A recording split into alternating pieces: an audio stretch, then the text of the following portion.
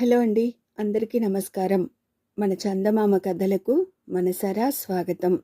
ఇప్పుడు మనం నూరుకట్ల పిశాచం కథలు చెప్పుకుంటున్నాం కదా. అందులోని 3వ కథ బుల్లిపెట్టెలో రాక్షసుడు ఇప్పుడు చెప్పుకుందామండి. రచన వసుంధర గారు. ఇక కథలోకి వెళ్దామా మరి. అనగా అనగా వింధ్యారణ్య ప్రాంతాల్లో ఓ పల్లెటూరు. ఆ ఊళ్ళో శివుడు, పార్వతమ్మ అనే దంపతులున్నారు. వారికి ఎంత కాలానికి బిడ్డలు కలగలేదు. అప్పుడు ఆ దంపతులు వింధ్యారణ్యంలోనికి వెళ్ళి వెతికి వెతికి ఓ ఋషిని కనుగొన్నారు. అతడికి తమ బాధ చెప్పుకున్నారు. ఋషి బాగా ఆలోచించి, బిడ్డలు కలగాలని బ్రహ్మదేవుడు మీ నొసట వ్రాయలేదు. కొంతవరకు సాయపడగలను, కానీ నా శక్తి పరిమితమైనది. అందువల్ల బాగా ఆలోచించుకుని చెప్పండి. అప్సరసలా ఉండి 16 ఏళ్లు మాత్రమే బ్రతికే కూతురు కావాలా? పరమ వికారంగా ఉండే మహాబలుడు, చిరాయువు అయిన కొడుకు కావాలా మీకు అన్నాడు. దంపతులిద్దరూ బాగా ఆలోచించి, కాకి పిల్ల కాకికి ముద్దంటారు, ఎలా ఉంటేనేం, కలకాలం బ్రతికే కొడుకునే కోరుకుంటున్నాం అని చెప్పారు. తథాస్తు అన్నాడు ఋషి. వాళ్ళు తిరిగి తమ ఊరికి వెళ్ళిపోయారు. కొంతకాలానికి ఆ దంపతులకు ఓ కొడుకు కలిగాడు. ఋషి చెప్పినట్లే శిశువు ముఖం చాలా వికారంగా ఉన్నది. ఊళ్ళో వాళ్ళందరూ ఆ శిశువు గురించి విడ్డూరంగా చెప్పుకున్నారు.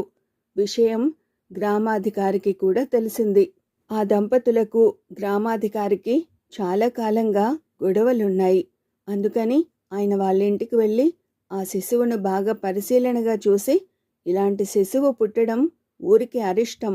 ఈ శిశువు రాక్షస సంజాతుడు. కాబట్టి మీరు ఈ శిశువును అడవిలోనైనా వదిలిపెట్టండి, లేదా మీరు ఈ గ్రామం వదిలి వెళ్ళిపోండి. ఇది నా శాసనం అన్నాడు.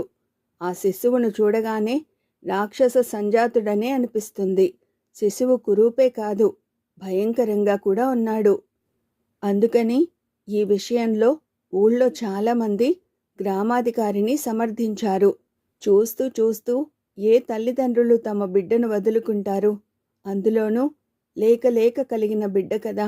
అందుకని ఆ దంపతులు తమ బిడ్డను తీసుకుని అరణ్యానికి వెళ్ళిపోయారు. అక్కడ ఓ కొండ గుహలో నివాసం ఏర్పరచుకుని అడవిలోని కందమూలాలు అవి తెచ్చుకుని తింటూ కాలం గడపసాగారు. ఆ దంపతులు తమ కొడుక్కి మహాబలుడు అని పేరు పెట్టారు. పేరుకు తగ్గట్టే వాడిది అమిత బలం. వట్టి చేతులతో సింహాన్ని లొంగదీసేవాడు.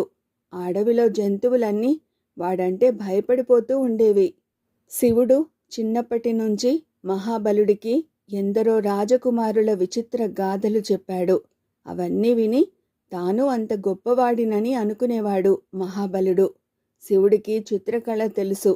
ఆయన బొమ్మలు గీసి రాజకుమారులు ఎలా ఉంటారో కొడుక్కి చూపించేవాడు. మహాబలుడికి తానెలాగుంటాడో తెలియదు. తానెలా ఉంటానో చెప్పమని తండ్రిని వేధిస్తుంటే ఆయన అందమైన ముఖంతో బొమ్మ వేసి, నువ్విలాగుంటావు అన్నాడు. మహాబలుడు అదే తన రూపం అనుకున్నాడు. ఆ రూపం వాడి మనసులో హత్తుకుపోయింది. తన అందాన్ని తలుచుకుని తెగ మురిసిపోయేవాడు. ఒకరోజు మహాబలుడు తండ్రితో కలిసి అడవిలో తిరుగుతుండగా దూరంగా ఓ వ్యక్తి తటస్థపడ్డాడు. అతడే శివుణ్ణి గ్రామం నుంచి తరిమేసిన గ్రామాధికారి. శివుడు మహాబలుడితో, ఆ కనిపించేవాడు ఒకప్పుడు మనం ఉండే ఊరికి గ్రామాధికారి. పరమ దుర్మార్గుడు, మనకి శత్రువు. వాడి మూలంగానే మనం మనుషుల మధ్య కాక ఇలా అడవిలో ఉండాల్సి వచ్చింది. వాణ్ణి నా దగ్గరికి తీసుకునిరా అన్నాడు. తండ్రి మాటలు వినగానే మహాబలుడికి ఆవేశం పొంగుకొచ్చింది.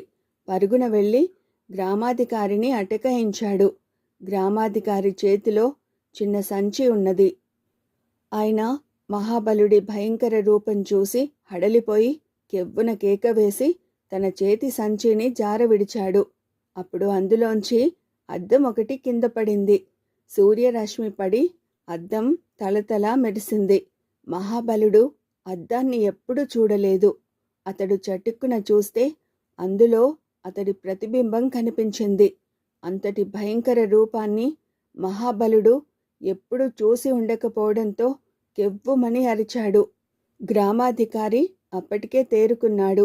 తన ఎదురుగా ఉన్న భయంకర రూపుడు దేన్నో చూసి భయపడ్డాడని గ్రహించి కాస్త ధైర్యం తెచ్చుకుని ఏమైంది అని అడిగాడు. ఇందులో మహాభయంకరమైన రాక్షసుడున్నాడు, వాణ్ణి నువ్వు ఎలా దాచావు అని అడిగాడు మహాబలుడు. రాక్షసుడు లేదు, నా బొందా లేదు, నీ ముఖమే నీకు కనిపించి ఉంటుంది అన్నాడు గ్రామాధికారి. ఏం కాదు, నా ముఖం ఎంతో అందంగా ఉంటుంది అన్నాడు మహాబలుడు గర్వంగా. అలాగని ఎవరు చెప్పారని గ్రామాధికారి అడిగితే మా నాన్న అని బదులిచ్చాడు మహాబలుడు. మొత్తం మీద గ్రామాధికారి మహాబలుణ్ణి మాటల్లో పెట్టి వాడి ద్వారా జరిగినదంతా తెలుసుకున్నాడు. నాకు అర్థమవుతోంది, ఈ బుల్లిపెట్టెలో మాయా రాక్షసుడు ఉన్నాడు, వాడి సాయంతోనే నువ్వు గ్రామాధికారివయ్యావు అన్నాడు మహాబలుడు చివరికి. అది వినగానే గ్రామాధికారి తలలో ఏదో ఆలోచన తళుక్కుమని మెరిసింది. ఆయన ఇలా అన్నాడు, నువ్వు చాలా తెలివైన వాడివి, అందుకే నిజం తెలుసుకోగలిగావు. నా దగ్గరున్న బుల్లిపెట్టెలో రాక్షసుడు నేనెలా చెబితే అలా వింటాడు. నువ్వు నా దారి అడ్డుకోనప్పుడు వాడు నీకు కనిపించడు. నువ్వు నేను చెప్పినట్టల్లా విన్నావా? సరే సరి, లేదా వాడిని నీ మీదకు వదులుతాను. రాక్షసుల ముందు మనుషుల బలం ఏమాత్రం పనికిరాదు. దేనికి భయపడని మహాబలుడు అద్దంలోని తన ప్రతిబింబానికి భయపడ్డాడు. అతడు గ్రామాధికారి చెప్పినట్లు వినటానికి సిద్ధపడ్డాడు. అప్పుడు ఇద్దరూ కలిసి శివుడి దగ్గరకు వెళ్ళారు. గ్రామాధికారి శివుణ్ణి పక్కకు పిలిచి, నీ కొడుకు చాలా అందగాడినని అనుకుంటున్నాడు. నా దగ్గర అద్దంలోని ప్రతిబింబం చూసి వేరెవరో అనుకుని భయపడ్డాడు. వాడికి నిజం చెప్పేయమంటావా? నేను చెప్పినట్లు వింటావా అన్నాడు. నువ్వు చెప్పినట్లే వింటాను, కానీ నా కొడుక్కి తన రూపం గురించిన నిజం ఎప్పటికీ తెలియనివ్వనని నాకు మాటివ్వాలి అన్నాడు శివుడు. ఒకరి షరతుకి ఒకరు ఇద్దరూ ఒప్పుకున్నారు. తర్వాత గ్రామాధికారి ముందుగా తాను ఒక్కడు తన గ్రామం చేరుకున్నాడు. తర్వాత ఆయన ఊళ్ళో ముఖ్యుల్ని సమావేశపరిచి మన దేశ రాజుగారు ఒక కొత్త శాసనం చేశారు. ఆ ప్రకారం కొంతకాలం పాటు మన గ్రామంలో అద్దం అనేది ఉండకూడదు. ఈ శాసనానికి కారణం నాకు తెలియదు, కానీ ఎవరింట్లోనైనా అద్దం కనపడితే వారికి మరణశిక్ష విధించడం జరుగుతుంది. ఈ విషయం పరిశీలించడానికి 4 రోజుల్లో రాజుగారు మన ఊరికి వస్తున్నారు అన్నాడు. ఈ వార్త విని ఊరంతా గగ్గోలెత్తిపోయింది. ఊళ్ళోని అద్దాలన్నీ గ్రామాధికారి ఇంటికి చేరాయి. ఆయన వాటినన్నింటినీ పిండి పిండి చేయించి గోతుల్లో పోయించాడు. 4 రోజుల తర్వాత అడవికి వెళ్ళి మహాబలుడిని వాడి తల్లిదండ్రుల్ని వెంట పెట్టుకుని గ్రామానికి తీసుకొచ్చాడు. శివుడి కుటుంబానికి గ్రామాధికారి ఇంటనే వసతి ఏర్పాటైంది. ఆ రోజు నుంచి గ్రామాధికారి ఆ గ్రామానికి చండశాసనుడయ్యాడు. గ్రామస్తులందరూ గ్రామాధికారి ఏం చెబితే అది చేయాలి. ఆయన ఏది ఇమ్మంటే అది ఇవ్వాలి. ఆయన నృత్యం చేయమంటే ఆ ఊళ్ళో ఆడవాళ్ళు కూడా కాదనకుండా నృత్యం చేయాలి. చెప్పిన మాట వినకపోతే గ్రామాధికారి మహాబలుడి చేత వారిని శిక్షింపజేసేవాడు. మహాబలుడి పేరు చెబితేనే గ్రామస్తులు భయంతో విపరీతంగా వణికిపోసాగారు. మహాబలుడి అండతో గ్రామాధికారి మంచి పనులు చేసి ఉంటే ఎంతో బాగుండేది. ఆయన వాడిని అన్ని చెడ్డ పనులకే ఉపయోగించుకున్నాడు. ఊళ్ళో ఉన్న ముసలివాళ్ల మధ్య కుస్తీ పోటీలు పెట్టేవాడు.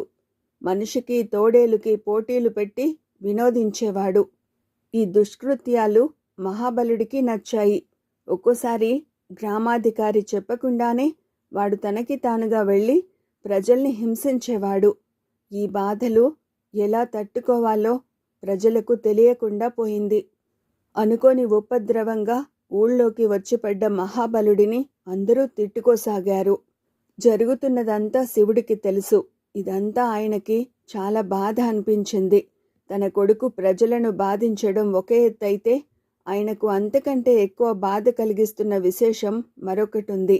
ఏ గ్రామాధికారి వల్లనైతే తమ జీవితం అడవుల పాలైందో ఆయనకే తన కొడుకు పూర్తిగా బానిసగా మారిపోయాడు. తన కొడుకు సర్వశక్తి సంపన్నుడై ఉండి కూడా తన శత్రువుకు ఊడిగం చేస్తున్నాడు. కొన్నాళ్ళయ్యాక ఇక ఊరుకోలేక శివుడు ఓసారి కొడుకుని రహస్యంగా పిలిచి నిజం చెప్పేయాలని అనుకున్నాడు. అది తెలిసిన శివుడి భార్య పార్వతమ్మ భర్తతో, ఇప్పుడైతే గ్రామాధికారి వీణ్ణి ఎంతో కొంత అదుపు చేస్తున్నాడు. వీడికి తన బలం గురించి తెలిస్తే రాక్షసుడి భయం పోతే పూర్తిగా ప్రజాకంటకుడైపోతాడని నాకు భయంగా ఉంది అని హెచ్చరించింది. శివుడు భార్య మాటలు లెక్క చేయలేదు. ఇప్పటికే మనవాడు ప్రజాకంటకుడయ్యాడు. వాడు బానిసగా కాక కనీసం స్వతంత్రంగానైనా బ్రతకాలని నా ఆశ. త్వరగా వాడికి నిజం చెప్పాలి అన్నాడాయన. ఆ తర్వాత శివుడు ఓ రోజున గ్రామాధికారి నుంచి తెలివిగా అద్దాన్ని తస్కరించాడు. ఆ ఊళ్ళో ఉన్న అద్దం అది ఒక్కటే. ఎప్పుడైనా మహాబలుడు ఎదురు తిరిగితే గ్రామాధికారి ఆ అద్దం చూపించి బెదిరిస్తుండేవాడు. ఓ రోజు గ్రామాధికారి లేని సమయం చూసి శివుడు కొడుకుని పిలిచాడు. నాయనా, ప్రపంచంలో బలం ఉంటే ఏదైనా చేయవచ్చు. బలవంతుడికి అందం లేకున్నా వచ్చే ఇబ్బంది ఏం లేదు. గ్రామాధికారి బుల్లిపెట్టెలో రాక్షసుడున్నాడని నిన్ను బెదిరిస్తున్నాడు. కానీ అది అద్దం. అందులో ఎవరు చూసుకుంటే వారి ముఖం కనిపిస్తుంది. ఇంతకాలం నీ ముఖం చూసుకుని నువ్వే భయపడుతున్నావు. ఈ నిజం తెలుసుకుని ముందు గ్రామాధికారిని మట్టుపెట్టు. తర్వాత హాయిగా స్వేచ్ఛగా ఈ గ్రామానికి మహారాజువై జీవించు అన్నాడు. నీ మాటలు అబద్ధం. నేను అందగాన్ని. నేను గ్రామాధికారి జోలికి వెడితే ఆ బుల్లిపెట్టెలో రాక్షసుడు నా ప్రాణం తీస్తాడు అన్నాడు మహాబలుడు భయంగా. అప్పుడు శివుడు కొడుక్కి అద్దం ఎలా పనిచేస్తుందో తెలియడానికి అద్దం ముందు ఒక్కో వస్తువే ఉంచి అదే కనబడుతున్నట్లు గ్రహించేలా చేశాడు. ఆ తర్వాత మహాబలుడు తండ్రి ముఖాన్ని తల్లి ముఖాన్ని కూడా అద్దంలో చూశాడు. అయితే ఈ పెట్టెలో ఉండే మాయా రాక్షసుడు మాయమై ఉంటాడు. ఇక నా అందమైన ముఖం కూడా ఎలా ఉంటుందో చూసుకుంటాను అంటూ ఉత్సాహంగా అద్దంలో తన ముఖం చూసుకున్నాడు మహాబలుడు. అప్పుడు అద్దంలో భయంకర రూపం కనపడింది. అది తనదేనని గ్రహించి కెవ్వుమని అరిచి విడుచుకుని పడిపోయి ప్రాణాలు విడిచాడు మహాబలుడు. మహాబలుడు చనిపోయాడని తెలియగానే ఊళ్ళో జనం తిరగబడి గ్రామాధికారిని చంపేశారు. తర్వాత జరిగిన కథంతా తెలుసుకుని గ్రామస్తులు శివుణ్ణి పార్వతమ్మను ప్రాణాలతో వదిలిపెట్టారు. ఆ దంపతులిద్దరూ వింధ్యారణ్యంలోకి పోయి మళ్ళీ ఆ ఋషిని వెతికి పట్టుకుని జరిగినదంతా చెప్పి ఏడ్చి మా బిడ్డ ఆయుష్మంతుడు అవుతాడని చెప్పారు. కానీ అర్ధాంతరంగా చనిపోయాడు. ఇలా ఎందుకు జరిగింది స్వామి అని అడిగారు. ఋషి ఒక్క క్షణం మౌనంగా ఉండిపోయాడు. ఆ తరువాత వాళ్ళని చూసి, అందవికారంగా ఉన్న మీ బిడ్డకు ఆ విషయం మీరు చెప్పలేదు. ఆ కారణంగా మీ బిడ్డ ప్రజాకంటకుడు అయ్యాడు. ఎందరో మీ బిడ్డ చావాలని శాపనార్థాలు పెట్టారు. అవి మీ బిడ్డ ఆయువును తగ్గించేశాయి. మంచి వాళ్ల ఉసురు ముందు బ్రహ్మ పోసిన ఆయువు కూడా నిలబడదు. ఇంక నా శక్తి ఏమాత్రం? బిడ్డలు పుట్టాక ఆ బిడ్డల్ని జాగ్రత్తగా పెంచి కాపాడాల్సింది తల్లిదండ్రులే కాని దేవుడు కాదు. చేజేతులా మీరే మీ బిడ్డను చంపుకున్నారు అన్నాడు. వినయశీలుడు కథ ముగించగానే మహారాణి నవ్వి, వినయశీల, నీ కథ గొప్పగా ఉంది. మంచివాళ్ల ఉసురు పోసుకునే ప్రమాదం గురించి నేను ఆలోచించాలి. ఈలోగా నువ్వు ఇంకో మంచి కథ ఆలోచించి రేపు నాకు చెప్పాలి అంది. 100 కట్ల పిశాచానికి 2వ కట్టు విడిపోయింది. తన ఒంటికి మిగిలిన మిగతా 98 కట్లను తలుచుకుంటూ, ఇంకా రేపేం కర్మ, 98 రోజులు వరుసగా కథలు చెబుతాను. ఆ తర్వాత నా దారి నాది, వినయశీలుడి కర్మ అతడిది అని అనుకుంటూ తనలో తనే ఎంతో ఆనందపడింది. మర్నాడు వినోద ప్రదర్శనకు ముందు యథాప్రకారం కథ వినడానికి మహారాణి మళ్ళీ వచ్చింది. వినయశీలుణ్ణి ఆవహించి ఉన్న పిశాచం మరో కథ ప్రారంభించింది.